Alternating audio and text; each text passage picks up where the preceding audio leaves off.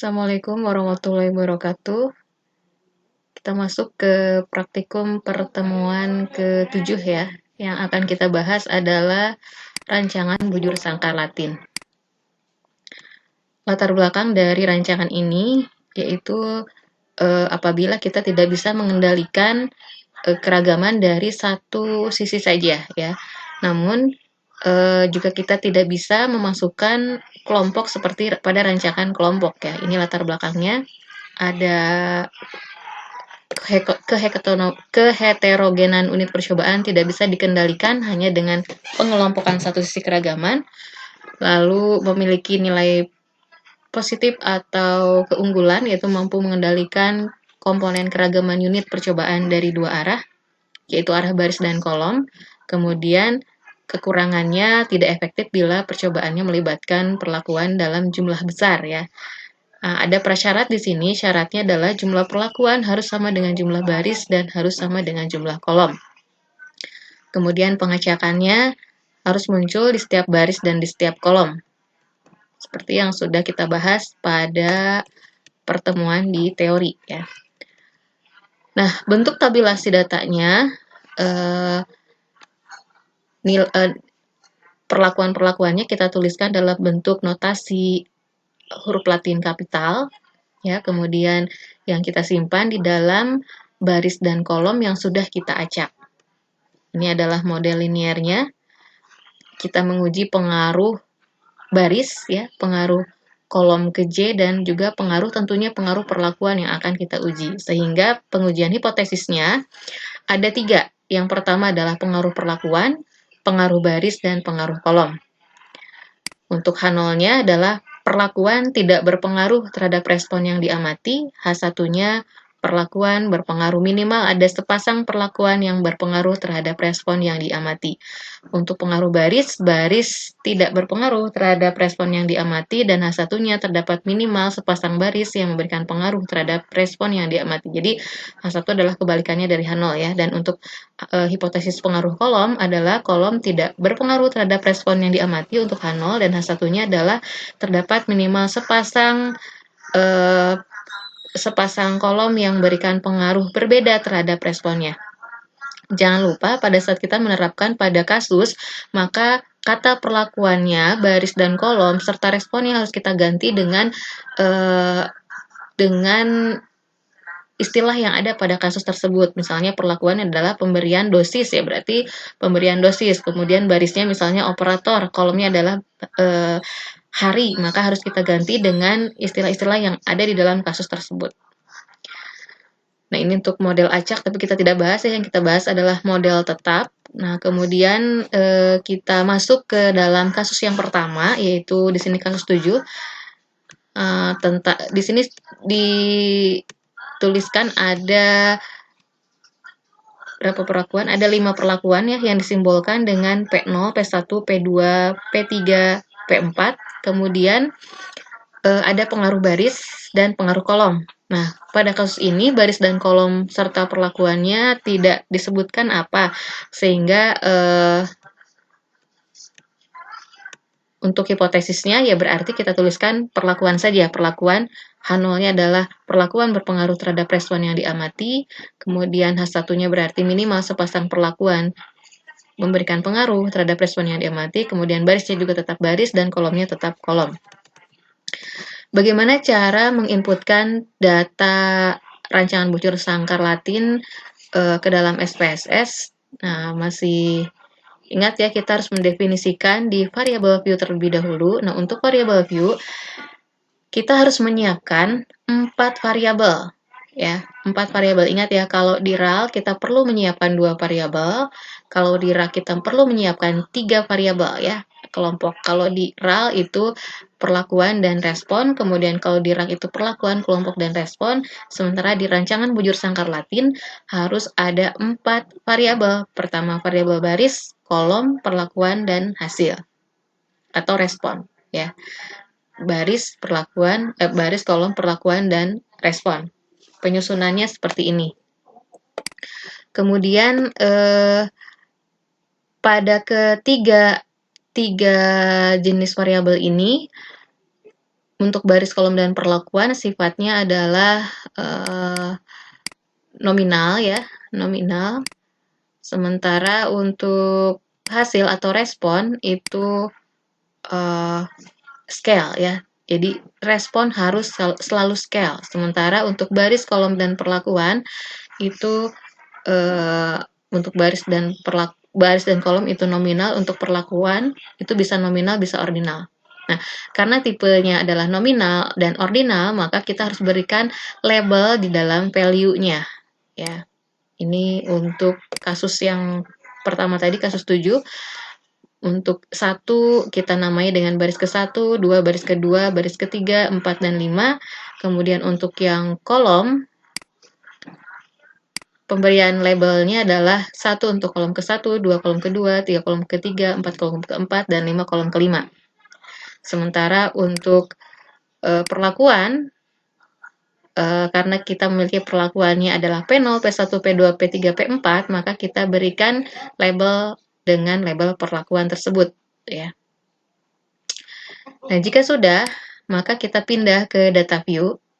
Oh iya, untuk desimalnya, baris, kolom, dan perlakuan kita buat 0 ya, karena kita tidak memasukkan angka dalam bentuk desimal. Sementara untuk hasil, kita lihat di datanya apakah dia memerlukan desimal atau tidak. Pada kasus 7 ini, dia memerlukan desimal, desimalnya adalah 2, maka kita berikan desimalnya sebanyak 2. Kemudian setelah siap variabel view, kita masuk ke data view, kita inputkan datanya dengan cara kita lihat lagi ke data sini ya. Karena kita tadi menyiapkannya mulai dari baris, kolom, perlakuan, dan hasil, maka kita lihat di datanya baris ke-1 ya, kolom ke-1, perlakuan keberapa? P4 itu adalah perlakuan ke-5. Maka kita tuliskan di datanya adalah 115. 115 ini responnya berapa? Responnya adalah 9,13. Maka kita tuliskan di respon 9,13. Nah, jadi kita tuliskan barisnya terlebih dahulu ya, baris 1, 2, 3, 4, 5 untuk kolom pertama ya, selesaikan untuk kolom pertama. Nah, sesuaikan pada baris kedua, kolom ke-1 itu mendapatkan perlakuan keberapa? Baris kedua, kolom ke-1 itu mendapatkan perlakuan P0. Ingat, P0 itu adalah perlakuan yang ke-1, kita simbolkannya tadi. Maka kita berikan angka 1 di sini. Kemudian hasilnya adalah respon pada baris kedua, kolom ke-1 ya. Jadi untuk kasus ini saya menginputkannya satu kolom dulu ini ya. Ini adalah baris ke-1, 2, 3, 4, 5 pada kolom ke-1 semuanya, kemudian perlakuannya adalah perlakuan ke-5, ke-1, ke-4, ke-2, dan ke-3. Seperti itu. Dan ini adalah responnya. Kemudian dilanjutkan dengan kolom kedua pada setiap barisnya, kemudian sesuaikan lagi pada baris ke-1, kolom kedua itu mendapatkan perlakuan keberapa, dan hasil atau responnya berapa. Kita siapkan sampai datanya semua kita inputkan. Setelah itu kita masuk ke dalam analisisnya ya. Untuk analisisnya kita lihat kembali di modul ya. Nah, tadi ini adalah langkah-langkahnya untuk pemberian inputan data. Nah, untuk analisisnya kita gunakan analyze univariate,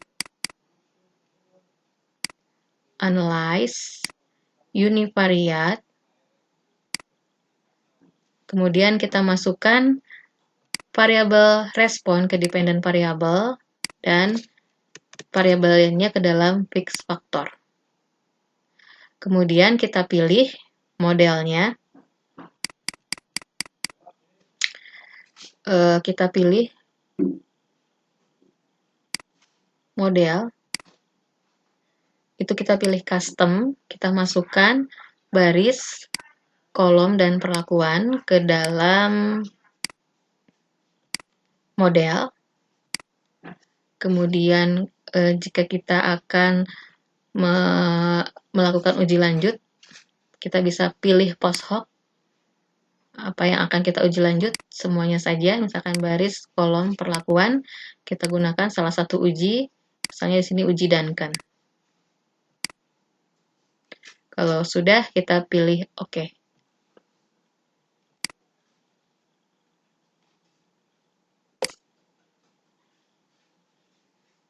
Nah, ini adalah hasilnya. Tampilan yang akan muncul di output adalah pertama, tabel distribusi frekuensi ya. Tabel frekuensi dari baris, kolom, dan perlakuan. Jika ada hal yang aneh pada saat kita memasukkan di label, nanti akan kelihatan dan bisa kalian perbaiki dulu ya. Kemudian yang kedua adalah tabel analisis ragam. Ya, ini adalah test between subject effect. Ini adalah tabel analisis ragam. Yang kita gunakan adalah baris, kolom, perlakuan, error, dan corrected total. Ingat ya, yang corrected model, intercept, dan total ini tidak digunakan atau tidak dimasukkan ke dalam tabel ANOVA pada pembahasan. Yang dimasukkan adalah baris, kolom, perlakuan, error, dan corrected total. Sama seperti di rancangan sebelumnya bahwa kolom berikutnya ini adalah kolom jumlah kuadrat, kemudian DF ini adalah derajat bebas, min square adalah kuadrat tengah, F adalah nilai uji F-nya, dan signifikannya adalah nilai V-value atau tingkat kesalahan yang dihasilkan di dalam penelitian. Nah, kita lihat di sini ternyata nilai F hitung pada baris dan kolom ini pasti lebih kecil daripada F tabel. Bagaimana mencari F tabelnya? Masih ingat ya, di Excel kita cari di alfanya misalnya 0,05, lalu barisnya 4, dB-nya, dan errornya adalah 4,12. Nah, ini di sini pasti nilai F hitungnya sama karena dia bujur sangkar Latin ya. Jadi baris, kolom, dan perlakuan yang dB1-nya sama 4, kemudian dB2-nya adalah 12 dB galat. Nah, kenapa saya bisa pastikan seperti itu? Karena signifikannya di sini besar, 0,874 dan 0,934 ini ya, lebih besar dari 0,05. Sementara perlakuannya kurang dari ya, 0,001 itu kurang dari alfa, sehingga signifikan kurang dari alfa atau F hitung pasti ini lebih besar dari nilai F tabel, maka keputusannya adalah tolak H0 untuk perlakuan. Sementara pada baris dan kolom terima H0. Lalu bagaimana arti dari tolak H0 dan terima H0?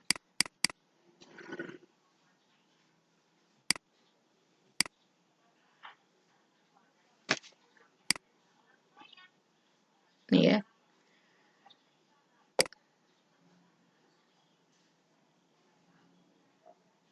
Dari terima dan tolak H0 berarti kesimpulannya.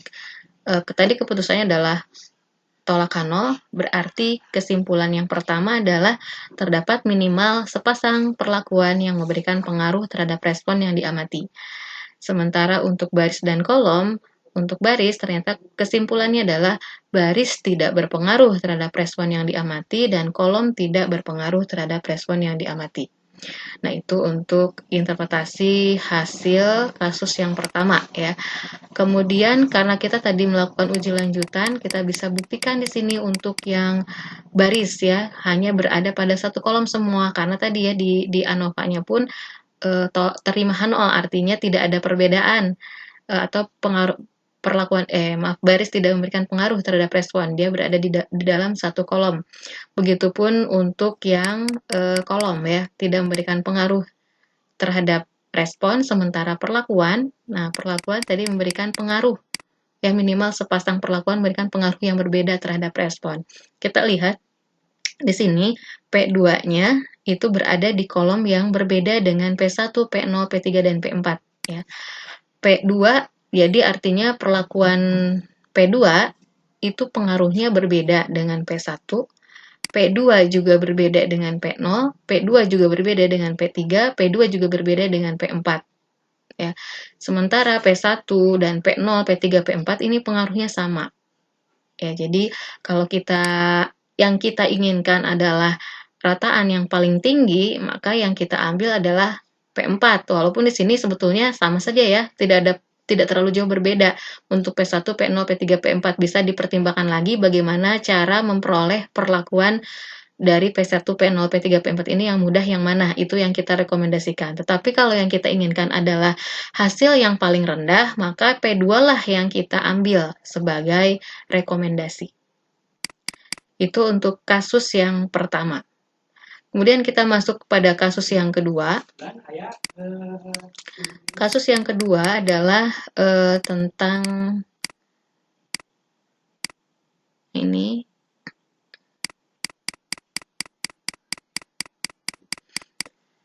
Berikut data sebuah percobaan untuk meneliti pengaruh 5 macam pupuk terhadap hasil kentang yang dilakukan dengan menggunakan rancangan bujur sangkar Latin 5x5. Tabel berikut bobot kentang per buah. Ya, ini bobot kentang per buah dalam gram, 271, 212, 341, 285, 325, dan seterusnya. Kemudian kita ingin mencari atau ingin menguji apakah terdapat pengaruh baris, kolom, dan juga perlakuannya yang mana A, B, C, D, E ya, terhadap respon. Responnya adalah bobot kentang per buah. Apakah terdapat pengaruh terhadap respon bobot kentang per buah atau tidak? Seperti itu, baik dari baris, kolom, dan buah. Berarti kita harus susun dulu hipotesisnya. Untuk di hipotesisnya, maka untuk istilah baris dan kolom, karena tidak disebutkan apa di dalam kasus, maka tetap ya baris dan kolomnya tidak dirubah. Yang diubah adalah responnya. Responnya apa? Berat kentang per buah ya dalam gram. Baris tidak berpengaruh terhadap berat kentang per buah yang diamati. Begitupun untuk istilah di dalam kolom ya, responnya diganti dengan bobot kentang per buah dalam gram. Kemudian untuk yang perlakuannya tadi pemberian pupuk ya.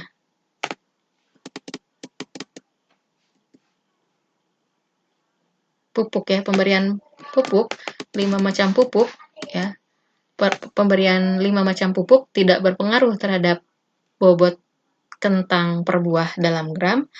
H1-nya berarti terdapat minimal sepasang pemberian pupuk yang memberikan pengaruh terhadap bobot kentang per buah di dalam satuan gram.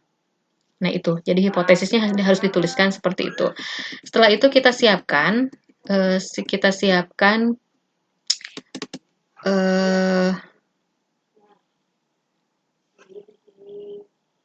datanya dalam SPSS. Saya coba buka dulu yang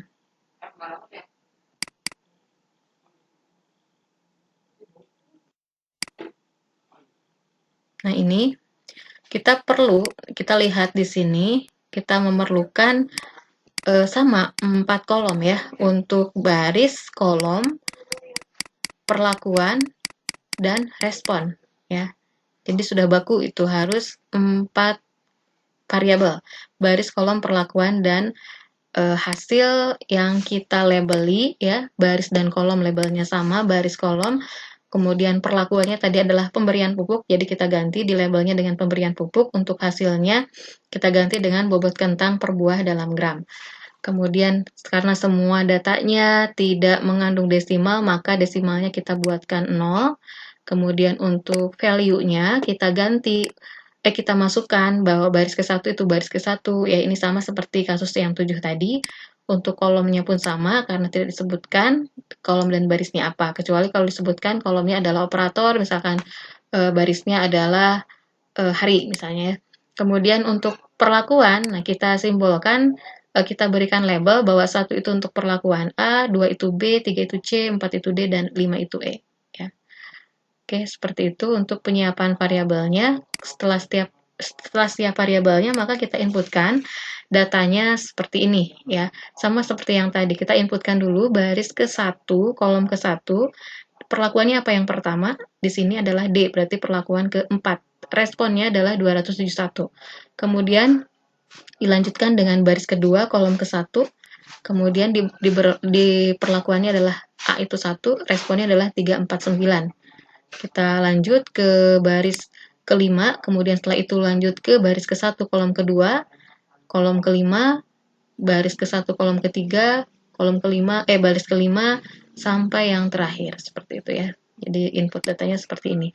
Baris 1, kolom ke-1, perlakuan D. D itu adalah 4. Maka hasilnya adalah 271, atau ini bisa kita lihat di dalam value label seperti ini ya. Jadi yang baris ke-1, kolom ke-1 kita berikan perlakuan D, kemudian ini adalah responnya. Nah, kemudian untuk menganalisisnya sama seperti langkah yang pertama tadi, kita pilih compare general linear model univariate, kemudian bobot kentang sebagai respon kita masukkan ke dependent variable, baris, kolom, dan pemberian pupuk kita masukkan ke dalam fixed factor ya. Kemudian kita pilih modelnya, kita pilih custom, baris, kolom, dan perlakuan kita masukkan ke dalam model secara satu persatu. Kemudian setelah itu untuk melihat uji lanjutnya kita bisa masukkan variabel baris, kolom, dan perlakuan ke dalam post hoc test, dan kita pilih salah satunya yaitu uji Duncan. Setelah itu kita pilih OK. Nah, ini adalah hasilnya. Yang pertama adalah tabel frekuensinya, tidak ada yang aneh ya, perlakuannya sudah betul, A, B, C, D, E, baris ke-1 sampai 5, kolom ke-1 sampai 5, dan masing-masing jumlahnya adalah 5. Kemudian ini adalah ANOVA-nya, kita lihat ternyata nilai F hitung, saya buka dulu Excel, nilai F hitung 0,502 untuk baris, untuk kolomnya adalah 7,564 dan perlakuannya 71,499. Ini kalau kita lihat dari signifikansinya, maka kolom dan perlakuan ini pengaruhnya terdapat minimal sepasang kolom atau sepasang perlakuan yang memberikan pengaruh yang berbeda terhadap bobot kentang ya.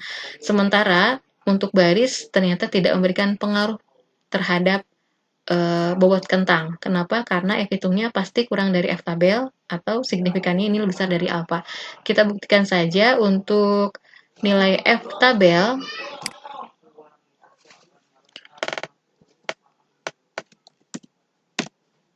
(0,05) derajat bebasnya 4, 12 derajat bebas galatnya ternyata ya nilai F tabelnya adalah 3,25.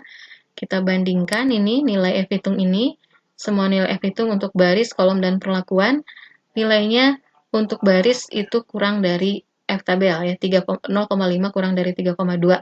Sementara kolom dan perlakuan nilai F hitungnya lebih besar dari F tabel 3,2 ya. Atau signifikannya ini kurang dari 0,05, sehingga untuk kolom dan perlakuan lah yang bisa kita lakukan uji lanjutannya. Nah, untuk baris, kalau kita lakukan paksa uji lanjutan, maka ya seperti ini, berada di dalam satu kolom, artinya setiap baris ini pengaruhnya sama terhadap respon, ya, terhadap bobot kentang per buah. Sementara untuk kolom ternyata kolom ke-4 itu pengaruhnya berbeda ya dengan kolom ke-5, berbeda juga dengan kolom ke-3, juga berbeda dengan kolom ke-2, juga berbeda dengan kolom ke-1. Kemudian begitupun kolom ke-1 ya, berbeda pengaruhnya dengan kolom ke-4, 5, 3, 2.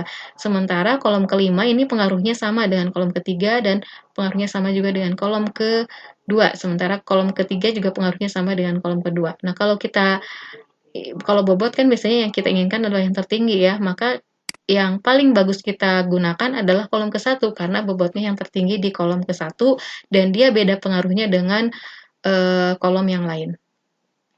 Kemudian untuk pupuk, nah ternyata setiap pupuk ini untuk pupuk E pengaruhnya beda dengan semua pupuk ya, dengan yang lainnya. Begitupun yang D, yang C, dan untuk yang A pengaruhnya hanya sama dengan yang B. Nah, kita lihat yang bobotnya tertinggi yaitu di pemberian pupuk B. Jadi kita bisa menggunakan salah satu dari pupuk A dan B karena pengaruhnya sama ya.